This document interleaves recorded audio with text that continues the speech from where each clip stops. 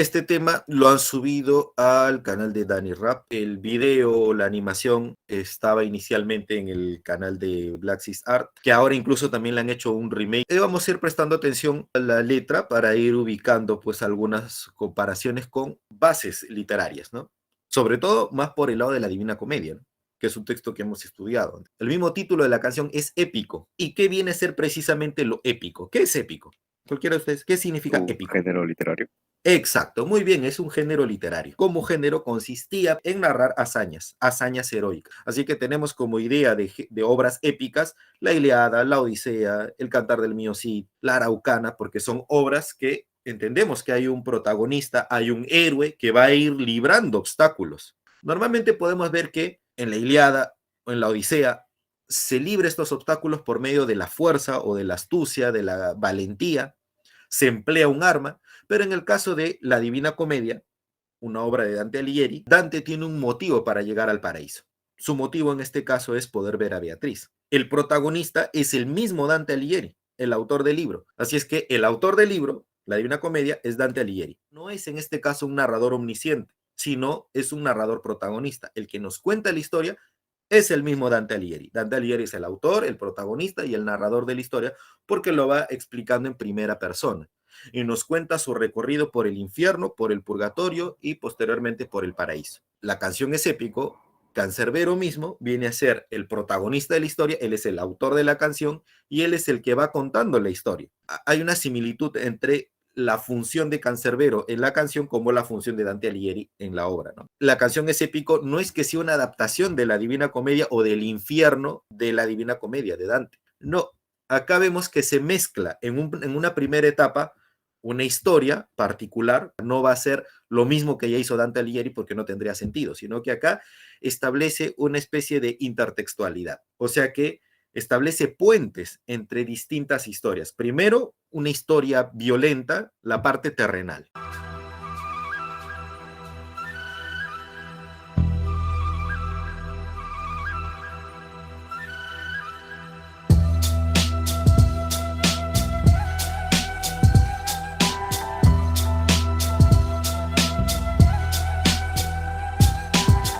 Oh, me falta el aire y el corazón tucum, tucum, tucum. Hoy va a correr sangre. Ya sé por dónde se mueve según. Hoy voy a convertirme en un criminal, ya no creo en nadie, a menos que me convierta en un muerto. Hoy voy a vengar a mi hermano como le juré a mi padre. Diente por diente, ojo por ojo es esto. Una bicha prestada porque no soy ampa, pero la rabia que siento no escampa, es tanta que me ahoga. Nunca había huelido droga, pero ahora es necesario para cumplir con lo que el corazón me implora. Siento que se me sale el tórax, la moto a 100 por hora, pelo por la bicha y le grito y ahora. Todo pasa muy chola, en ráfaga descargo a todos esos malandros hasta que ya no escupe la pistola.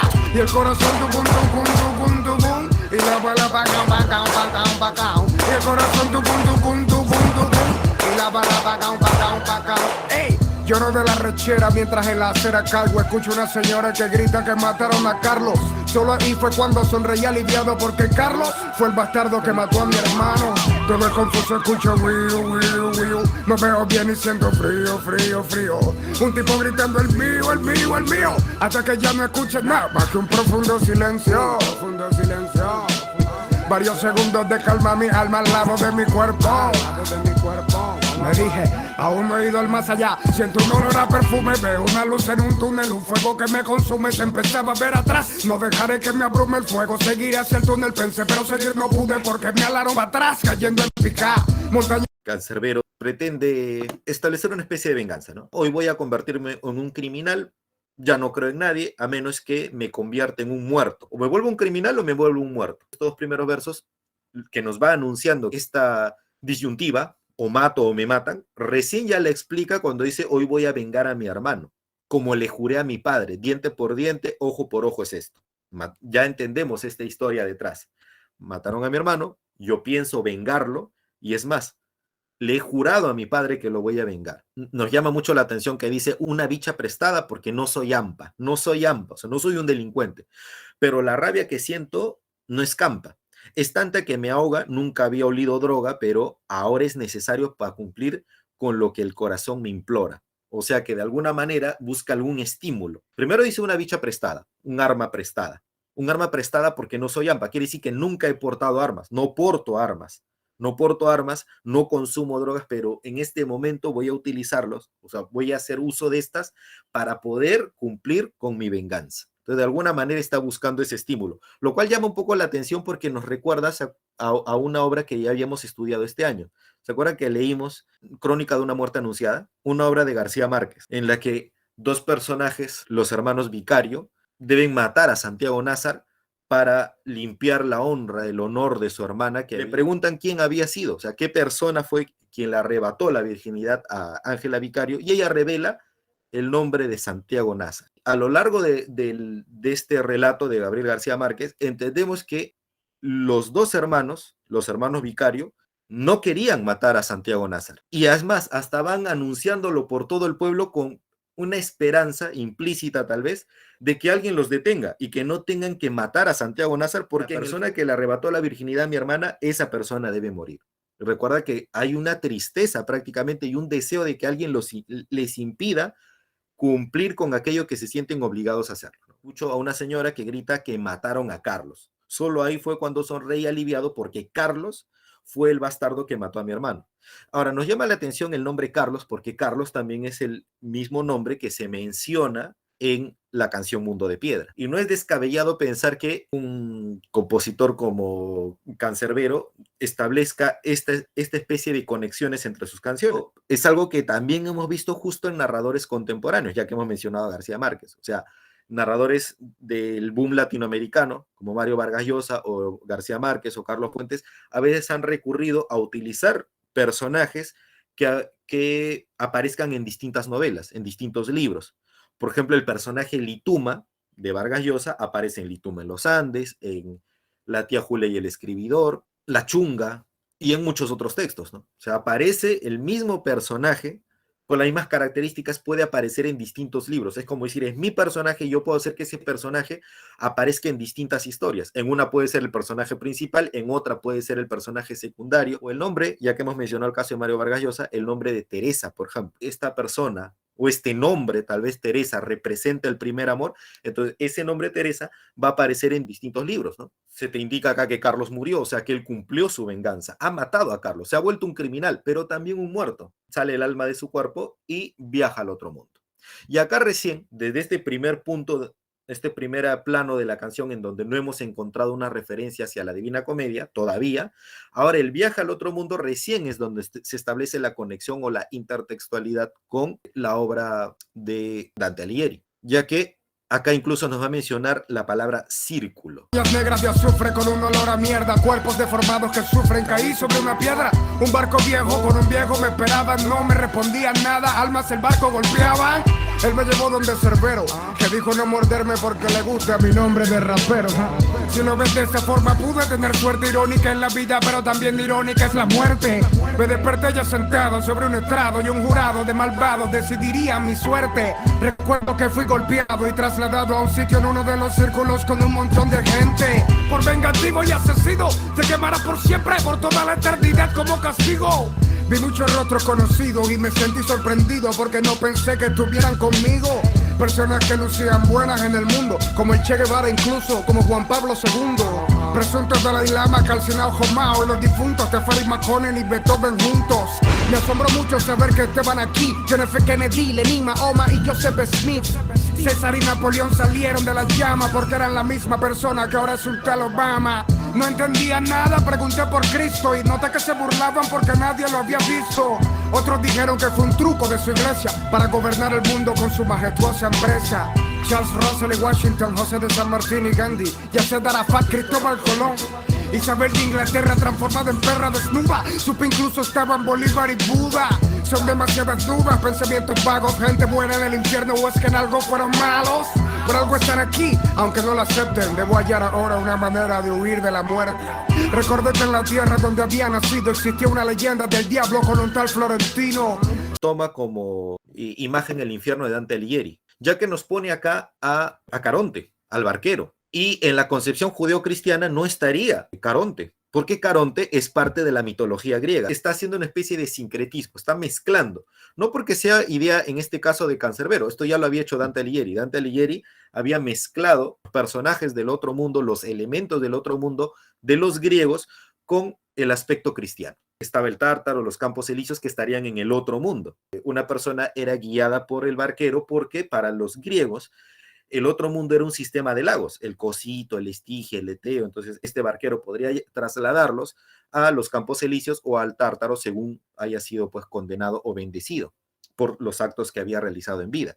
O sea que la idea del otro mundo ya estaba muy presente en la cultura griega, en la mitología griega, como también en el cristianismo, pero el cristianismo ya lo refiere como infierno, purgatorio y paraíso. Y lo que hizo Dante Alighieri es mezclar los elementos de la cultura griega con la cultura judeocristiana. Y Dante Alighieri hace esta especie de sincretismo, te mezcla, hace incluso un crossover, ¿no? Porque aparece en el infierno de Dante figuras históricas como míticas.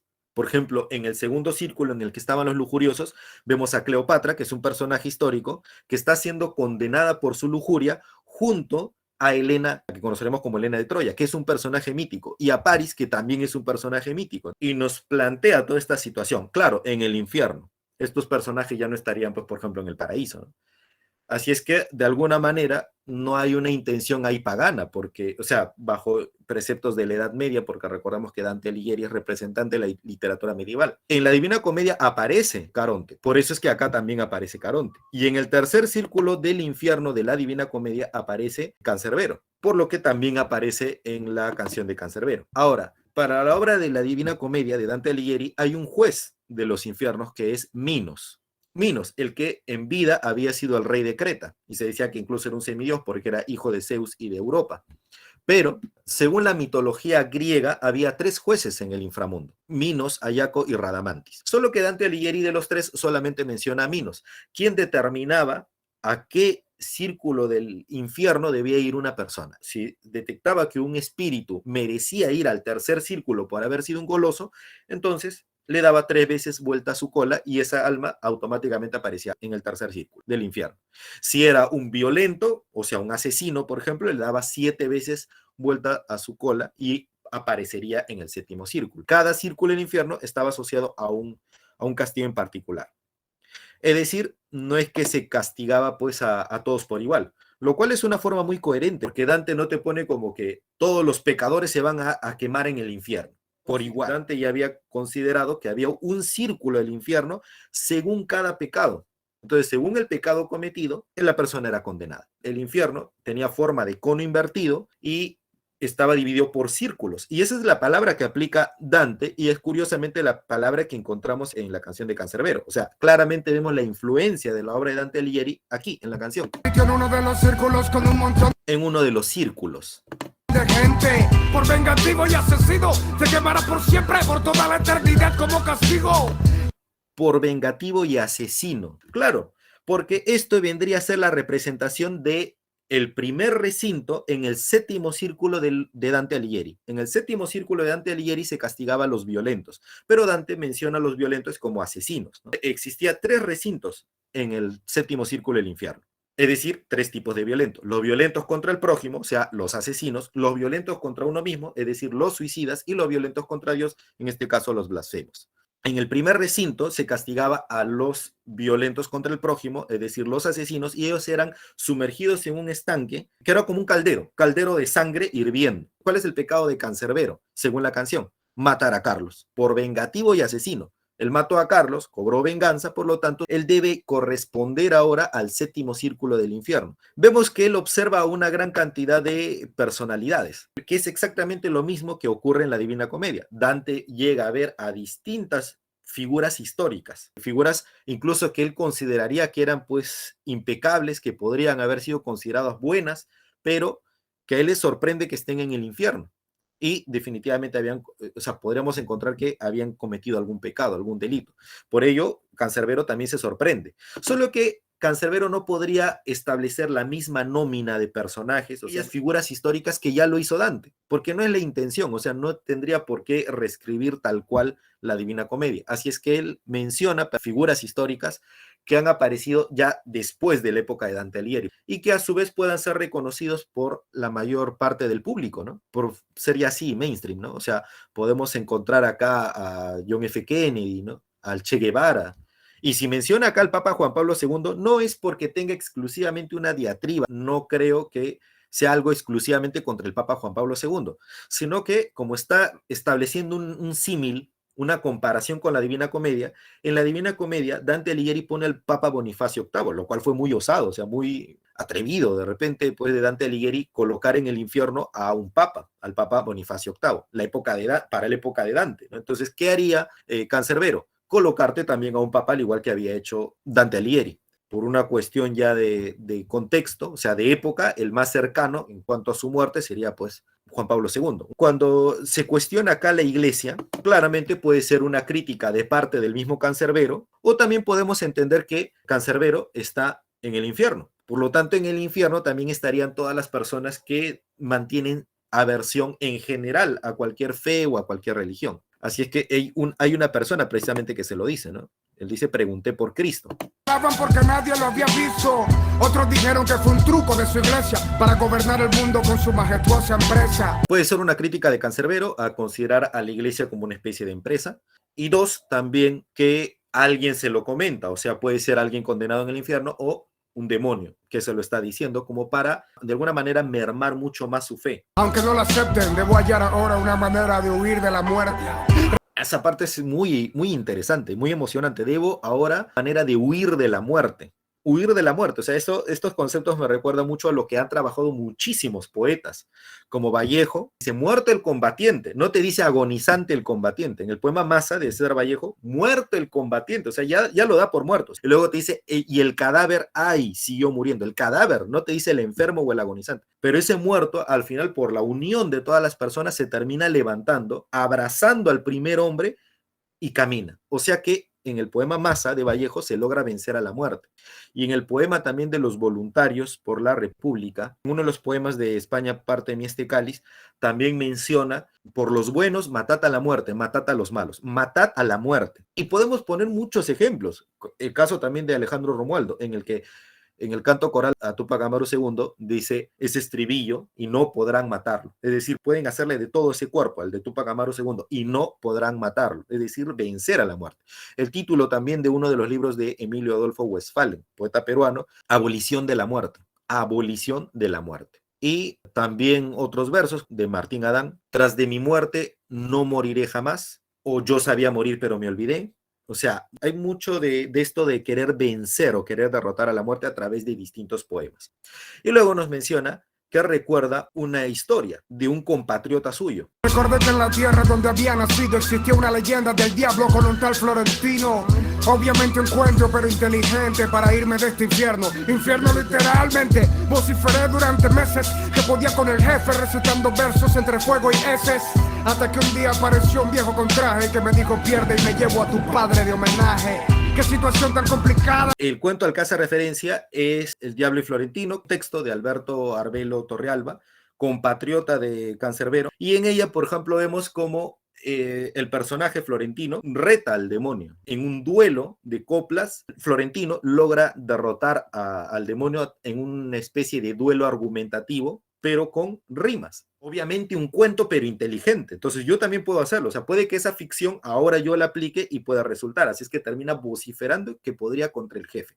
¿Quién es el jefe del infierno? Obviamente Lucifer. Lucifer se muestra ante Cancerbero y empieza ya esa batalla. Esto del enfrentamiento entre un humano y el demonio, hay mucha literatura sobre esto también, no solamente en el caso de este texto de Alberto Arbelo. En uno de los capítulos de la novela Don Segundo Sombra, de Ricardo Guiraldes, hay como una caja china. El personaje Don Segundo Sombra narra una historia, o sea, hay una historia dentro de otra, narra una historia donde existe un hombre que se llama Miseria. Y este personaje, Miseria, logra engañar a un demonio. Primero le pide que le dé 20 años de opulencia. Le da los 20 años de opulencia y luego termina engañando al demonio y lo termina atrapando. Y luego le dice que para poder soltarlo, que le dé 20 años más de opulencia. Le da esos 20 años de opulencia y él termina dejando libre al demonio. Lucifer va a encararlo, a castigarlo. También termina afectando a Lucifer y hasta lo transforma en una hormiga. O sea, es una persona que con su astucia termina derrotando al demonio Lilith y luego hasta Lucifer, que era el líder de todos, ¿no? O sea, el jefe, como diría Cancerbero, ¿no? Y por ello es que cuando esta persona ya llega a cierta edad, la muerte no se le acerca, él quiere ir al infierno, en el infierno no lo aceptan, quiere ir al paraíso, en el paraíso no lo aceptan porque tenía tal astucia que ya le tenían miedo. Así es que se queda viviendo en la tierra, ya no gozando esa opulencia, pero se mantiene para siempre en la tierra. ¿Y cómo se llama esa persona? Miseria. O sea, la miseria se mantiene perenne. Al margen del símbolo de lo que es la miseria, se determina como un hombre que logra engañar al demonio. O sea, esta temática que también hemos ubicado incluso en una de las tradiciones de Ricardo Palma, Don Dimas de la Tijereta, en la que Don Dimas anuncia que sería capaz de darle su almilla al demonio a cambio de que le permitan estar 3 años con Visitación, una muchacha de quien se había enamorado. Aparece el demonio, se establece el pacto, le concede 3 años de estar con Visitación y cuando le pide, le exige que le dé su alma, a quien se imaginaba él que Don Dimas se había referido como almilla en forma despectiva, lo que le termina entregando es una prenda íntima, una prenda que servía de calentador para el cuerpo y que a eso se le llamaba almilla, y le entrega eso al demonio. Él dice, pero yo me refería a esto se llama almilla. Termina engañando también al demonio. Ya estaba en el infierno, y si pierde, seguir en el infierno, entonces debe existir un castigo para Cancerbero por si pierde. Así es que le dice, pierde y me llevo a tu padre de homenaje. Como sabemos, el padre todavía está vivo, porque al inicio de la canción él había dicho, voy a vengar a mi hermano como le juré a mi padre. Está en juego el alma de su padre. Si pierde Cancerbero, el alma de su padre, que todavía está vivo, se iría a los infiernos, a pesar de no haber cometido un pecado. En este caso, estaría arrastrando el pecado de la soberbia, de la prepotencia, de querer batallar contra Lucifer. Qué situación tan complicada en la que me encontraba, pero yo nunca he sido de los que se cagan. Además,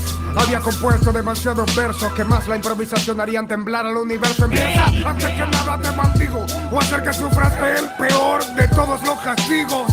¿Cómo te atreves a retarme castellano y en este ritmo tan pobre como el suelo donde te has criado? Con más razón tú deberías avergonzarte, perder un combate con un homo sapiens. Además te explico, se llama Venezuela donde nació este tipo y tú no puedes maldecirme porque ya yo estoy maldito. Eres muy peculiar y mi deber es explicar que no puedes ganar porque yo lo sé todo. Domino los idiomas, los modos, la historia, incluso sé los más recónditos miedos de tu memoria. Debo aclarar que hay un factor clave que olvidas, los miedos se van en el momento en que pierdes la vida. Se dice que... Conozco todo de ti y puedo utilizar eso en tu contra. O sea, ¿cómo tú podrías argumentar contra mí si yo ya conozco aquello que está en tu mente? Estoy un paso por delante tuyo. Claramente acá él lo está juzgando como humano, pero en este caso Cancerbero estaría ya trascendiendo esa humanidad porque ya está muerto. Y claramente le dice, los miedos se van en el momento que perdemos la vida. O sea, él consideraría que ya prácticamente no tendría nada que perder, que ya conoció la muerte, ya descendió a los infiernos, ya tiene frente a su persona, a Lucifer. Entonces, ya todo esto le ha hecho perder completamente el miedo. Ahora va a utilizar su capacidad argumentativa para poder refutar todo lo que le pueda decir el demonio, ¿no? El amor masacra tus insultos, pero yo te mataré con más odio para ser justo. A mí tú no me engañas, mediocre adversario. ¿Cómo hablar de odio si tu brazo grita lo contrario? Tú le has mentido a todos tus seguidores con múltiples contradicciones en muchas de tus canciones. No entienden nada los humanos. Yo sueño con amor porque sé que en el fondo nosotros amamos. Si canto rabia es para desahogar por dentro, como cuando Cristo echó a los comerciantes de su templo. Interesante acá cómo establece el tema también con la humanidad, porque dice, derrochando rabia como cuando Cristo echó a los comerciantes de su templo. Entendemos acá la rabia que también sintió Cristo porque Cristo tuvo una naturaleza humana. Según el dogma cristiano, cuando Dios se hace hombre, tiene una naturaleza humana y tiene una naturaleza divina. Lo que quiere decir que esa naturaleza humana le permite sentir rabia, y la misma rabia que en este momento puede sentir Cancerbero, porque toda esta discusión es a raíz que él le dice, te mataré con más odio para ser justo. O sea, tú me atacas con odio, yo te ataco con mayor odio para ser justo, para equilibrar la situación. Entonces él le dice, ¿cómo vienes a hablar de odio si tu brazo grita lo contrario? All we need is love, ¿no? Entonces, ¿cómo puedes establecer esa contradicción? Pero él establece estas contradicciones porque son propias del ser humano. Incluso Cristo utilizó esa rabia para arrojar a los comerciantes del templo, yo también estoy utilizando esa rabia ahora para ponerte en tu sitio, ¿no? Es interesante cómo resalta esa naturaleza humana en Cristo, porque Cristo lo tenía, ¿no? Tenía una naturaleza humana y una naturaleza divina, al ser hombre y Dios al mismo tiempo. De su templo, de nuevo hablando tú de cosas que no sabes. Eres un imitador como tu voz, la cual no es tan grave. Lo único grave es que te crean, pero aunque la mentira tiene patas, tarde o temprano cojea. Me has conmovido ahora que te conozco más, Satanás. No comprendes el arte, tampoco la paz. Mi voz es más, esta es mi voz que Dios me dio de don para tenaz usar la cual daga en tu corazón. Llama la atención que se conmueva de Satanás, ¿no? No tienes todo el poder que tú consideras que tienes. Conozco todo, domino los modos, conozco la historia, conozco hasta los miedos más recónditos de tu memoria. O sea, lo sé todo. Me conmueve saber que conoces poco de los seres humanos. ¿Cómo puedes hablar de Dios si eres ateo? En tus ojos lo veo mientras mi candela te consume. Te recuerdo que Dios no existe y lo que viste en aquel túnel no fue más que simples ángeles comunes. Dudar y no creer es algo muy distinto, y si dudo de Dios es porque no lo he visto. Aún así insisto en recalcarte lo que contigo aprendí, que reyes sabrán mucho, pero siempre tienes que ir a ti. Y el corazón tucum, tucum, tucum, y el corazón tucum, tucum, tucum, tucum, y el corazón tucum, tucum, tucum, tucum, y el corazón tucum, tucum, tucum, tucum, tucum.